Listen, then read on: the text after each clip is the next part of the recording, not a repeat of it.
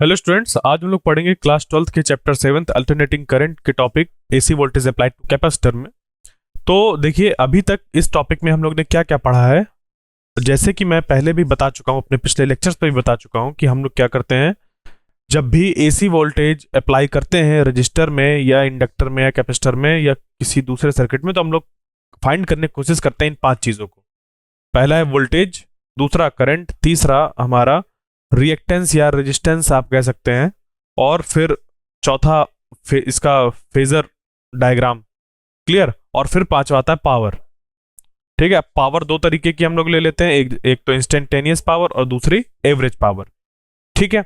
तो जब हमने एसी वोल्टेज अप्लाई किया कैपेसिटर में, तो देखा कि जो वोल्टेज था वो था हमारा अप्लाइड वोल्टेज कितना, V is equal to V M sine omega t. उसके बाद फिर हमने देखा कि जो इस पे करंट फ्लो कर रहा था वो करंट कितना था, I am sine omega T plus pi by two. और यहां से देखा जो रिएक्टेंस है वो है एक्स सी, और ये होता है 1/C ओमेगा। ठीक है, ये कितना होता है 1/ओमेगा सी बोल लीजिए या फिर सी ओमेगा। तो ये होता है। अब यहां पर जो आई एम है, आई एम की वैल्यू कितनी होती है, वो होती है वी एम बाई एक्स सी, और एक्स सी पता है आपको, ये 1/ओमेगा सी होता है। क्लियर। फिर फेजर डायग्राम सॉल्यूशन, सॉरी, जो फेजर डायग्राम था उसका वो हमने देखा, और वो ये था कि ये हमारा फेजर बनता है किसका, इस जब एसी वोल्टेज अप्लाई करते हैं कैपेसिटर में, तो हमने देखा कि जो वोल्टेज है किसी टाइम t1 पर, t इक्वल टू t1 पर, जो इसका फेजर है वोल्टेज का वो है ऐसा, और करंट का जो है वो है क्या, इस वोल्टेज के फेजर से पाई बाई टू आगे। कितना है, पाई बाई टू आगे। तो यहां पर जो फेजर दिया हुआ है वोल्टेज का, देखिए इसको, ये है। अब इससे आगे पाई बाई टू चल रहा है करंट का फेजर। ठीक है, तो ये हम लोग ने डायग्राम बना दिया, और ये करस्पॉन्डिंग यहां पर रिप्रेजेंट कर रहा है इस वेव को। ठीक है, यानी कि इस वेरिएशन को शो कर रहा है, ये साइन वेव फॉर्म हो रही ना। तो बात समझ पे आई। एक्चुअली ये साइन का ग्राफ है, एक तरीके ऐसा कुछ वेव जैसा नहीं, वेरिएशन शो कर रहा है। ठीक है, तो यहां पर हम लोग का इतना डिस्कशन कंप्लीट हो चुका था जिसमें कि ये सारे रिजल्ट्स थे। ठीक है, इसी को अगर हम लिखना चाहें तो इसको लिखा जा सकता है I am cos omega T. ठीक है, इस चीज को हम लोग लिख सकते हैं, और ये हो जाएगा I am cos omega T. Clear. तो देखिए, अब इन्हीं चीजों का इस्तेमाल करके हम लोग क्या निकालेंगे, इंस्टेंटेनियस पावर। तो इंस्टेंटेनियस पावर का जो एक्सप्रेशन हमारा निकल कर आता है वो होता है इतना, वो होता है इतना। अब पहुंचते हैं हम लोग यहां तक। तो देखिए कैसे यहां तक पहुंचेंगे। सबसे पहले हमें पता है कि इंस्टेंटेनियस पावर निकालने के लिए जो हमें चाहिए वो चाहिए क्या, वी आई। क्या चाहिए, V into I, instantaneous power के लिए। तो इंस्टेंटेनियस पावर के लिए जब वोल्टेज इंटू करंट करना है, तो जो वोल्टेज है वो कितना है हमारा, V M sine omega t, वो रख दिया। उसके बाद मल्टीप्लाई कराया आई के साथ, आई कितना है हमारा, I am cos omega T. आप इसको sign omega T plus pi by two रख सकते थे, बट उसको फिर कन्वर्ट करके ही रखना होता। सेम चीज है ये दोनों। कैसे हैं इसको मैं अपने पिछले लेक्चर्स में बता चुका हूं। ये ट्रिग्नोमेट्रिक आइडेंटिटी है। आप इनकी, अगर आपको ट्रिग्नोमेट्रिक आइडेंटिटी समझ पे नहीं आती है क्या है ये, तो आप इनकी वैल्यूज रखिए। जैसे t equal to zero put करिए, तो t इक्वल टू जीरो पर ये वैल्यू क्या हो जाएगी, ओमेगा टी की वैल्यू जीरो हो जाएगी, तो कॉस जीरो की वैल्यू 1 हो जाएगी। ठीक है, और जब आप यहां पर t equal to zero put करेंगे तो ये जीरो हो जाएगा, और साइन पाई बाई टू बन जाएगा, और साइन पाई बाई टू की वैल्यू 1 होती है, यानी इसकी वैल्यू इसके बराबर होती है। इस वजह से हमने इसको रिप्लेस करते हुए ये लिखा। ठीक है, एक्चुअली इसको रिप्लेस करते हुए इसको लिखा गया था, अभी फिलहाल के लिए मैंने इसकी जगह पर ये लिख दिया। ठीक है, तो इसको पिछले लेक्चर में हम लोग ने अच्छे से डिस्कस किया था कैसे इन सारी चीजों को किया है। ठीक है, तो अभी थोड़ा सा रिवाइज करा दिया।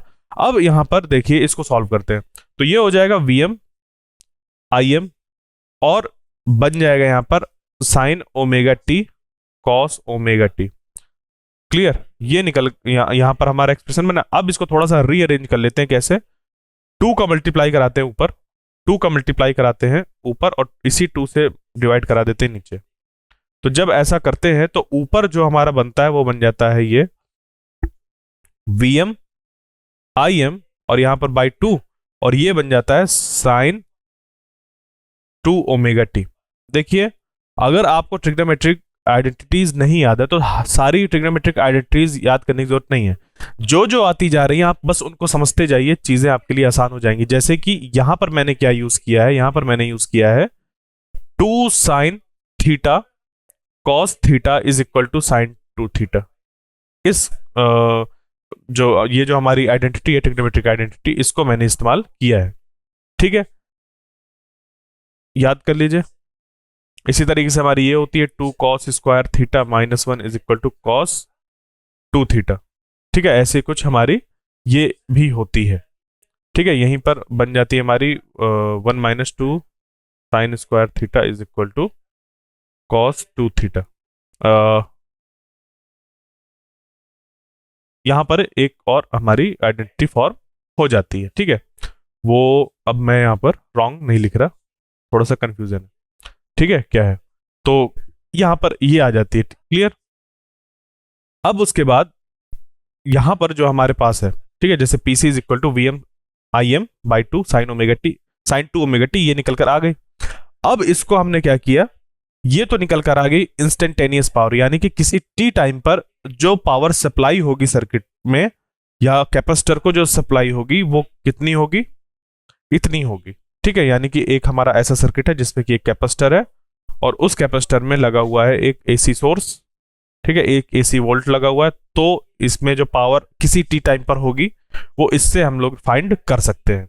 ठीक है, बट अगर एवरेज पावर की बात की जाए, एवरेज यानी कि ओवर द कंप्लीट साइकिल, यहां से लेकर यहां तक की बात करी जाए, अगर एक एवरेज पावर निकल जाए ओवर द कंप्लीट साइकिल, तो फिर कितनी पावर निकल कर आएगी, उसकी कितनी एवरेज पावर होगी, ये हमें फाइंड करना है। तो देखिए, सिंपली इसके लिए क्या करेंगे हम लोग, यहां पर ये जो एक्सप्रेशन निकल कर आया इंस्टेंटेनियस पावर का, इस पे लगाएंगे एवरेज के साइन। ठीक है, तो एवरेज निकालने के लिए इसमें हम लोग क्या करेंगे, एवरेज के साइन लगाएंगे।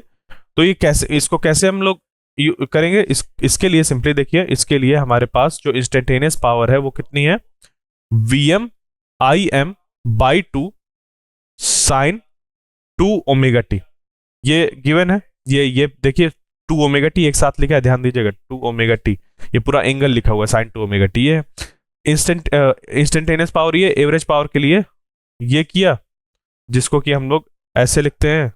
ठीक है, ये यहां पर सी का मतलब है कैपेसिटर की पावर की बात हो रही है, और ये कैपिटल पी से यानी कि एवरेज पावर की बात हो रही है। और यहां पर ये हमारा बन जाएगा, अब देखिए V M I M by 2, average का साइन लग जाएगा और इधर साइन 2 ओमेगा टी, ये हो जाएगा। ठीक है, तो यहां पर अगर आप गौर से देखें तो ये वाले जो टर्म्स है वो कांस्टेंट है, ये तो सारे टर्म्स कांस्टेंट है। तो जब इनमें किसी तरीके का वेरिएशन नहीं है, इनकी वैल्यू फिक्स्ड है, तो इनकी जो एवरेज वैल्यू होगी वो भी इतनी ही होगी, कांस्टेंट के बराबर ही होगी। यानी कि कहा जा सकता है कि इसकी एवरेज वैल्यू हमारी उतनी ही निकल कर आएगी जितनी इसकी कांस्टेंट वैल्यू है, यानी कि V M I M by 2। ये सिंपली हम लोग इसको बाहर रख लेंगे। ठीक है, याद रखिए किसी भी कांस्टेंट, जैसे मान लीजिए 5 है, इसका एवरेज वैल्यू क्या होगी, 5 है, वो तो फिक्स है, उसकी एवरेज वैल्यू क्या होगी, तो ये तो 5 है, कांस्टेंट ही है। इसी तरीके से यहां पर भी V M I M constant है, क्योंकि ये पीक वोल्टेज होते हैं और पीक वोल्टेज किसी गिवन सोर्स के लिए वो हमारे फिक्स्ड होते हैं। ठीक है, तो ये V M I M by 2 बाहर आ गया और यहां पर बचा साइन 2 ओमेगा टी, और ये आ गया। तो अब आप देख पा रहे हैं कि ये जितनी भी चीजें हैं, जैसे कि हम लोग ने एसी वोल्टेज अप्लाई किया था रजिस्टर में, फिर इंडक्टर में, फिर कैपेसिटर में, तो हर चीज को कैलकुलेट करने का जो प्रोसेस है वो सेम है। तो इस तरीके से जब आप पढ़ेंगे तो आपके लिए चीजों को सॉल्व करना आसान हो जाएगा। तो देखिए अब क्या है, V M I M by 2, और एवरेज पावर जो उसकी होती है, याद करिए मैंने बताया था साइन थीटा की एवरेज पावर होती है 0। याद कर लीजिए इसको तभी आपको याद कर लेना चाहिए था जब मैंने पहले लेक्चर में बताया था। क्यों? क्योंकि ऐसा जब आप करेंगे तो आपको आगे की डेरिवेशंस करने में आसानी होगी।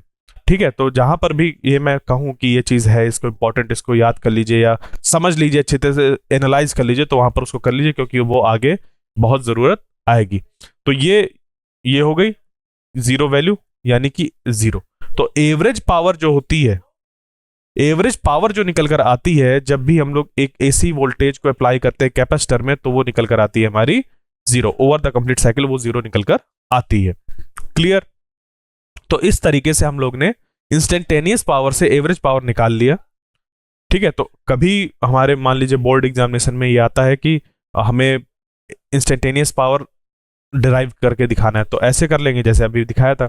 और एवरेज पावर की बात आती है तो इंस्टेंटेनियस पावर तक आएंगे, उसके बाद एवरेज पावर लगा देंगे, हमारा ये निकल कर आ जाएगा। ठीक है, तो यहां पर ये चीज हुई, यानी कि इसका मतलब क्या हुआ कि जब पॉजिटिव हाफ साइकिल थी, पॉजिटिव हाफ साइकिल इसकी बात हो रही, पॉजिटिव हाफ साइकिल की बात हो रही है, तो पॉजिटिव हाफ साइकिल में ये यहां पर क्या हुआ, चार्ज हुआ, और निगेटिव हाफ साइकिल में डिस्चार्ज होगा। यानी कि पॉजिटिव हाफ साइकिल में यहां पर चार्जेस पहुंच जाएंगे और निगेटिव हाफ साइकिल में यहां से चार्जेस वापस आ जाएंगे इस सर्किट में। ठीक है, मान लीजिए पॉजिटिव चार्ज यहां तक गए और यहां से फिर वापस निगेटिव हाफ साइकिल में, तो इस तरीके से जो चीजें हैं वो चलती रहेंगी। क्लियर? तो ये हमारा इसकी वजह से क्या होता है, जो एवरेज पावर होती है वो जीरो होती है जब भी हम लोग एसी वोल्टेज को अप्लाई करते हैं कैपेसिटर में। तो ये सारी चीजें थी जो कि रिलेटेड थी जब भी हम एक एसी वोल्टेज अप्लाई करेंगे कैपेसिटर में।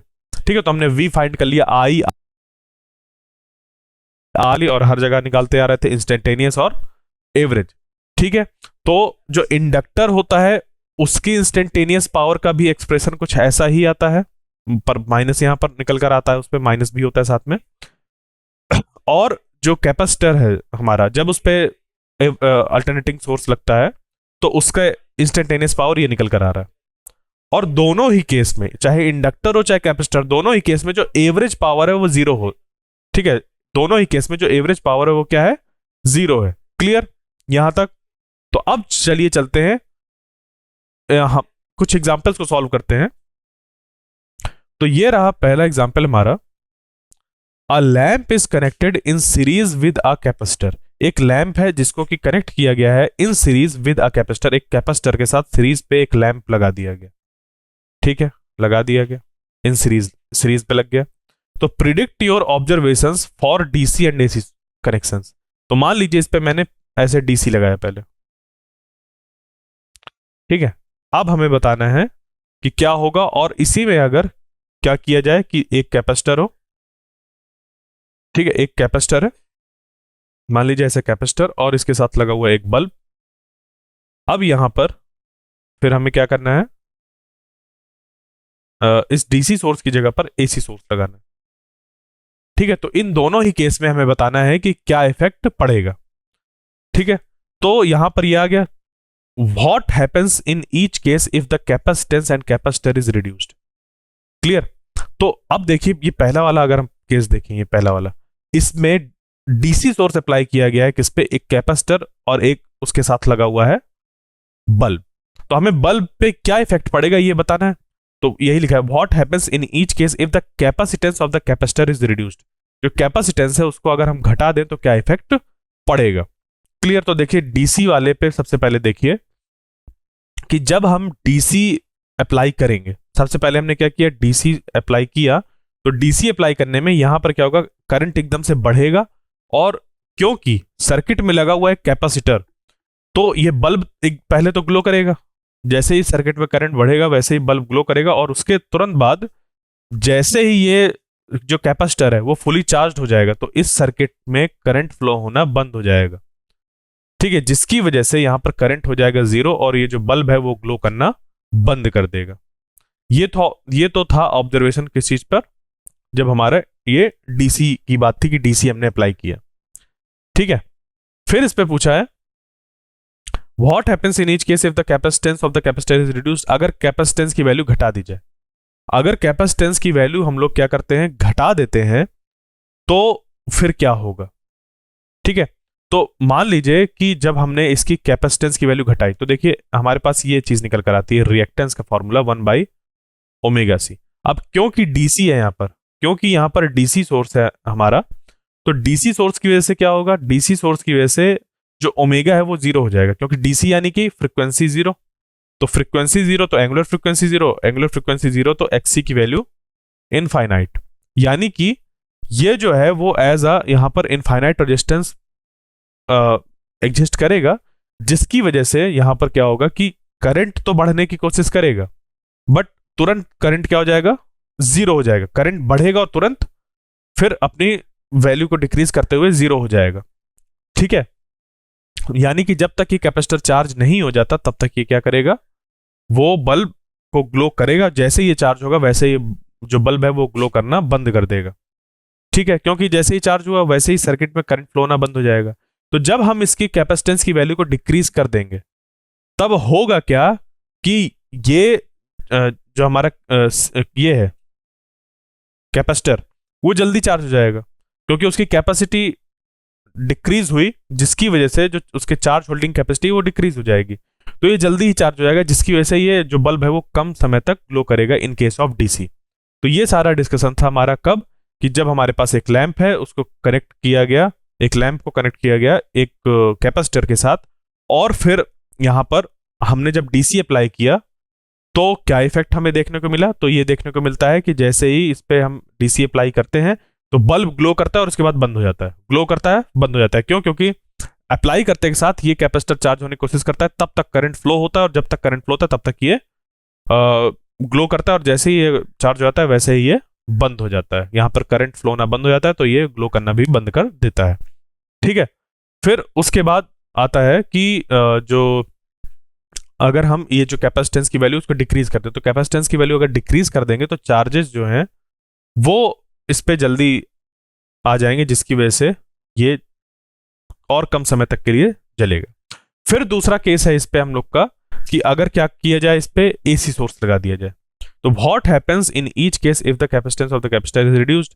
तो हमें पहले तो एसी सोर्स लगाना है। तो जब एसी सोर्स लगाएंगे तो क्या होगा, तो देखिए यहां पर जो डीसी का था वो तो हो गया हमारा कि DC source is connected to capacitor, the capacitor gets charged and after charging no current flows in the circuit and the lamp will not glow. ठीक है, जब यहां पर हम लोग सी को चेंज करेंगे तो जो बल्ब है वो तो ग्लो करेगा ही करेगा, बहुत ज्यादा कोई उस पर इफेक्ट नहीं पड़ेगा। क्यों? क्योंकि देखिए यहां पर ये चीज है ना कि XC is equal to 1/ω_c। ठीक है, तो यहां पर जो एक्सी की वैल्यू है, क्योंकि एफ इज इक्वल टू 0 है और ओमेगा 0 है, जिसकी वजह से जो एक्सी की वैल्यू है वो टेंडिंग टू इनफाइनाइट ही रहती है। ठीक है, टेंडिंग टू इनफाइनाइट ही रहती है। क्लियर? बट बस उसके चार्जिंग डिस्चार्जिंग के टाइम पर फर्क पड़ेगा।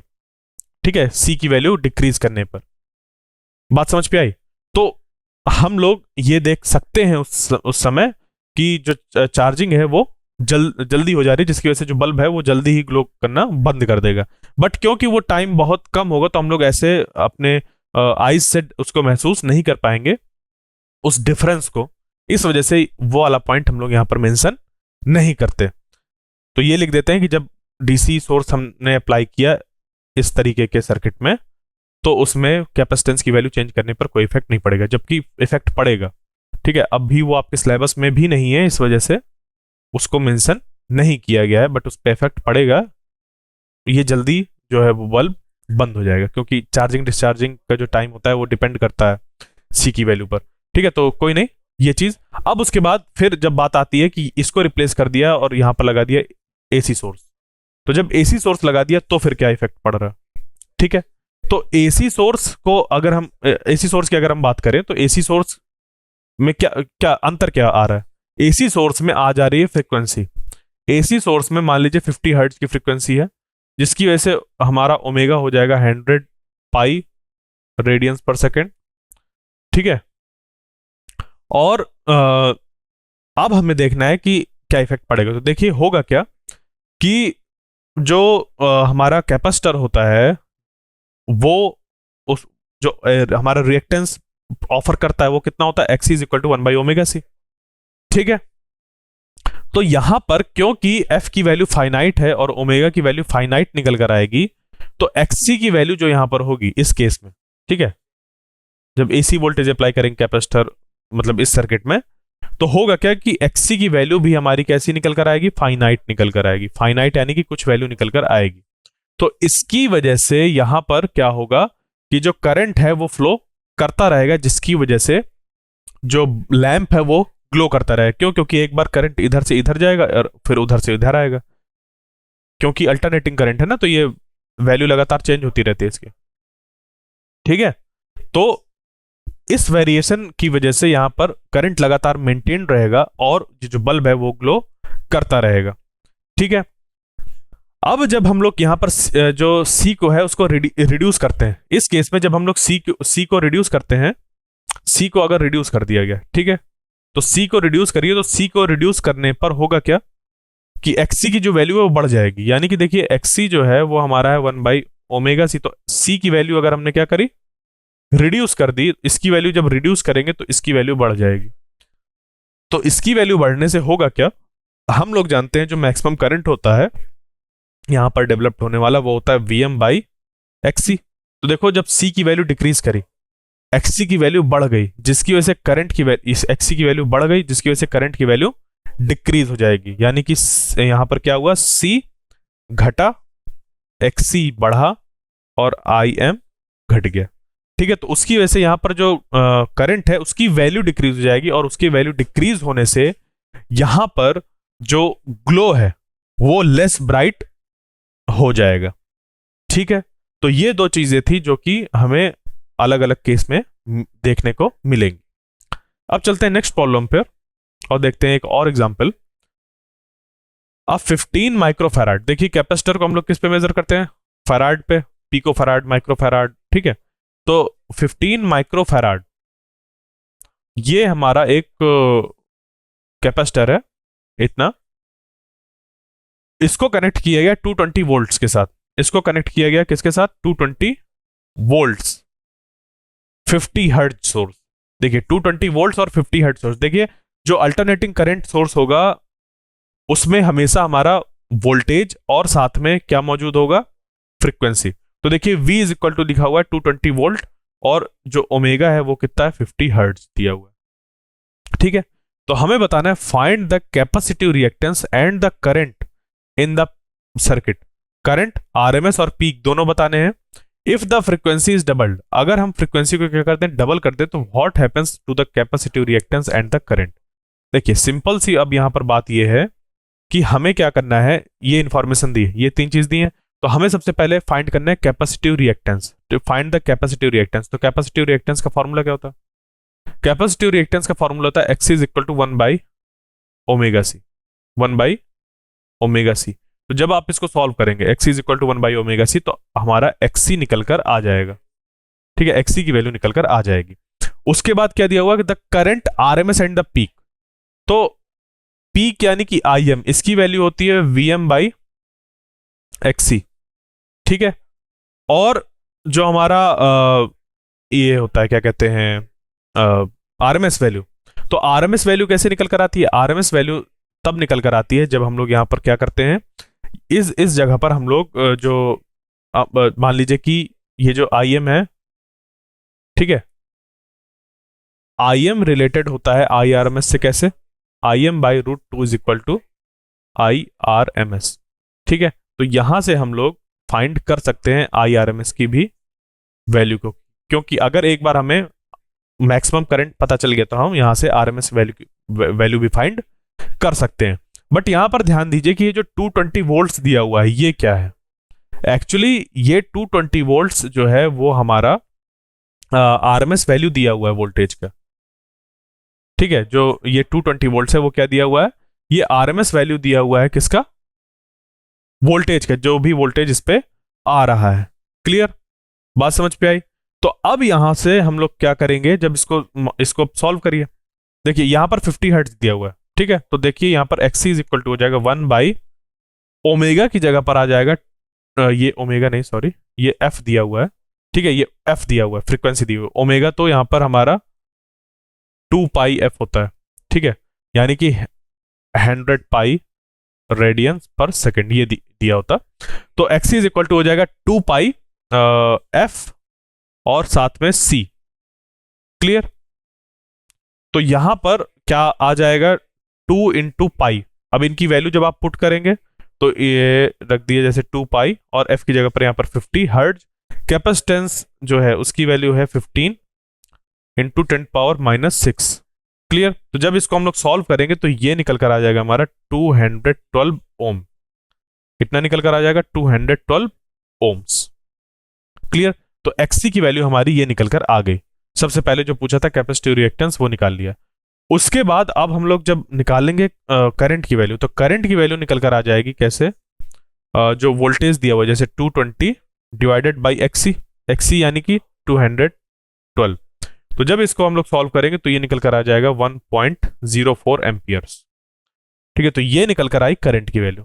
अब यहां पर देखिए, ये जो वैल्यू निकल कर आई है, ये हमारी IRMS है। क्यों? क्योंकि ये जो गिवन था वोल्टेज वो VRMS था, यानी कि हमारे पास इस फॉर्मूले के साथ साथ ये भी फॉर्मूला बन सकता है इससे कि IRMS is equal to VRMS by XC। क्यों बन सकता है? देखिए, IM equal to VM by XC ये है, इस पे अगर दोनों तरफ √2 का मल्टीप्लाई कर दिया जाए, या फिर कह लीजिए डिवाइड कर दिया जाए, ठीक है, क्योंकि मल्टीप्लाई करने के बाद मैं उसको डिवाइड पे लाता, तो कोई नहीं, आप इसको ऐसे कर दीजिए, डिवाइड कर दीजिए, डायरेक्ट डिवाइड कर दीजिए, तो ये बन जाएगा IM by √2 is equal to VM by √2 और XC। और VM बाई √2 होता है हमारा VRMS और ये होता है IRMS। तो इसको जब हम लोग बस इसके सही फॉर्म पे लिखेंगे तो हमारा यही वाला एक्सप्रेशन मिल जाएगा। ठीक है, अब यहां से अब क्या करेंगे हम लोग कि जो ये वैल्यू है हम लोग की, ठीक है, हमने IRMS निकाल लिया, अब इसकी हमें निकालनी है पीक वैल्यू। RMS तो निकाल लिया, अब निकालनी है पीक वैल्यू। तो पीक वैल्यू के लिए क्या करेंगे, सिंपली इसका इस्तेमाल करेंगे, तो यहां से पीक वैल्यू के लिए फॉर्मूला बन जाएगा IM is equal to √2 IRMS। ठीक है, देखिए वही फॉर्मूले हैं, उन्हीं को कभी इधर कभी उधर इधर उधर करते जा रहे हैं। तो इस क्वेश्चन में हमें क्या फाइंड करना है वो समझिए, और उसके बाद चीजें निकल कर आती जाएंगे। तो √2 IRMS जब हम लोग करेंगे तो यहां से ये बन जाएगा, इसकी 1.414 वैल्यू रख जाएगी, और IRMS कितना निकल कर आया था, 1.04 एम्पियर्स। तो इसको जब हम लोग सॉल्व करेंगे तो ये कुछ हमारा 1.47 एम्पियर्स निकल कर आ जाएगा मैक्सिमम वैल्यू। तो हमेशा ध्यान दीजिएगा कि जो मैक्सिमम वैल्यू होनी चाहिए वो ज्यादा होना चाहिए एज कंपेयर टू RMS। ठीक है, तो यहां पर IRMS निकल कर आया था कितना, 1.04, और मैक्सिमम निकल कर आया 1.47। तो हाँ ठीक है, हमारा ये कैलकुलेशन सही है, मतलब सही हो सकता है, अब उसको चेक करना पड़ेगा, वरना अगर कम वैल्यू निकल कर जाएगी तो वो तो 100% गलत है। अब उसके बाद क्या है कि if the frequency is doubled, अगर फ्रीक्वेंसी को डबल कर दिया जाए तो what happens to the capacitive reactance and the current. तो बस इन सारी चीजों को फिर से हम लोग कैलकुलेट कर लेंगे। तो देखो, XC निकाला था, तो XC में अगर जो C की वैल्यू है उसको दुगना कर दिया जाए, नहीं, फ्रीक्वेंसी को अगर डबल कर दिया जाए, इस वैल्यू को अगर आप डबल कर देंगे तो यहां पर क्या हो जाएगा, 100 बन जाएगा। और उसकी वजह से यहां पर क्या होगा कि ये जो वैल्यू होगी ये हाफ हो जाएगी, ये जो वैल्यू हो जाएगी वो हाफ हो जाएगी। यानी कि यहां पर अगर हम लोग देखें तो जो XC की वैल्यू निकल कर आ जाएगी फ्रीक्वेंसी को डबल करने पे, वो हो जाएगी 106 ओम। ठीक है, हाफ हो गई, जस्ट हाफ। क्लियर, ये हो जाता है, बात समझ में आई। फिर क्या है, what happens to the capacitor and the current. तो अब करंट की वैल्यू निकाल लीजिए। करंट की वैल्यू यहां पर अब जो 212 था यहां पर 106 हो जाएगा। तो जब यहां पर 106 हो जाएगा यानी कि जो वैल्यू है वो बढ़ जाएगी, यहां पर ये वैल्यू 2 टाइम्स हो जाएगी, यानी कि अब जो वैल्यू निकल कर आएगी वो हो जाएगी IRMS इज इक्वल टू हो जाएगा 2.08 एम्पियर्स, इतनी निकल कर आ जाएगी। ठीक है, इस हिसाब से जो हमारी मैक्सिमम करंट की वैल्यू है वो भी 2 टाइम्स हो जाएगी, और वो कितना बन जाएगा हमारा, ये सिंपली जो हमारा ये है इसको हम लोग 2 टाइम्स कर देंगे तो ये बन जाएगा हमारा 2.94। ठीक है, क्लियर। तो इस तरीके से ये वैल्यू निकल कर आ जाएगी। ओके, अब यहां पर ये जो क्वेश्चन था इस पे यही सारी चीजें पूछी गई थी। अब ये क्वेश्चन जो एग्जाम्पल था उस पे क्या था, इसमें सिंपली ये आपको बताने की कोशिश करी गई कि अगर हमारे पास एक कैपेसिटर हो और उस पर वोल्टेज दिया हो, फ्रीक्वेंसी दी हो, तो किस तरीके से हम लोग जो कैपेसिटिव रिएक्टेंस है वो निकालते हैं किसी मतलब उस सर्किट में। फिर करंट की वैल्यू, RMS निकालना, पीक वैल्यू निकालना, और अगर किसी तरीके से फ्रीक्वेंसी भी चेंज आता है तो जो कैपेसिटिव रिएक्टेंस होता है XC, उसकी वैल्यू कैसे चेंज होती है और करंट की वैल्यू कैसे चेंज होती है, ये सारी चीजें इसमें बताई गई। ठीक है, तो आई होप जो आज का सेशन था वो आपको समझ पे आया होगा। ठीक है, आज के लिए हम लोग इतना करते हैं। अब इसके नेक्स्ट लेक्चर पे हम लोग क्या करेंगे, जो सीरीज एलसीआर सर्किट है उसके बारे में अपना डिस्कशन चालू करेंगे। वहां पर एलसीआर सर्किट में, सीरीज एलसीआर सर्किट में अप्लाई करेंगे एसी वोल्टेज को। क्लियर? तो नेक्स्ट लेक्चर तक के लिए थैंक यू।